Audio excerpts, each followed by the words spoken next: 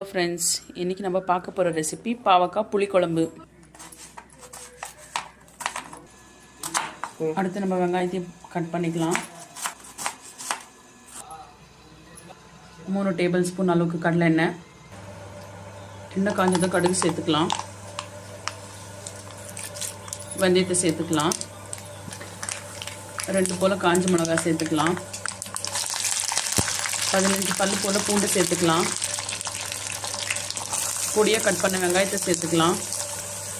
வெங்காயத்தை நல்லா golden brown வர வரைக்கும் வதக்கிக்கலாம். கொஞ்சம் போல் உப்பு சேர்த்துக்கலாம் வெங்காயம் வதங்கிறதுக்கு. இப்போ நம்ம பாவக்காவை சேர்த்து வதக்கிக்கலாம்.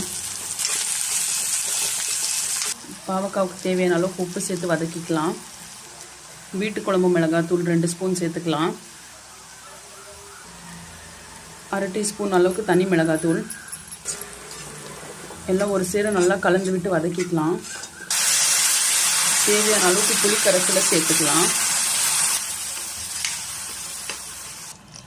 1/2 கிளாஸ் அளவுக்கு தண்ணி சேர்த்து நல்லா கொதிக்க விட்டுடலாம். இப்போ பார்த்தீங்கன்னா நம்ம குழம்பு நல்லா கொதித்து வருது. ஒரு 15 நிமிஷம் இதே போல் கொதிக்க விட்டுடலாம். குழம்பு நல்லா கொச்சி சுண்டி வந்துடுச்சு. இப்போ நம்ம தேவையான அளவுக்கு ஒரு சின்ன பீஸ் அளவுக்கு வெல்லத்தை சேர்த்துக்கலாம்.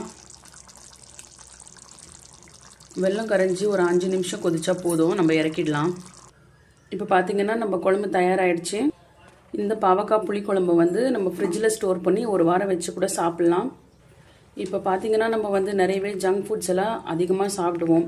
நம்ம பிளட் சுகர் லெவலை கண்ட்ரோலாக வச்சுருக்கிறதுக்கு கூட இந்த பாவக்காய் புளிக்குழம்பை நம்ம சாப்பிட்லாம். இதில் ஃபைபர் கண்டென்ட் அதிகமாக இருக்கிறதுனால, விட்டமின் சி இருக்கிறதுனால ரொம்பவே ஹெல்த்துக்கு நல்லது. கண்டிப்பாக பாவக்காய் கிடைச்சா அட்லீஸ்ட் வாரத்தில் ஒரு முறையாச்சும் இந்த மாதிரி செஞ்சு வச்சு சாப்பிடுங்க. ஹெல்த்துக்கு ரொம்ப நல்லது.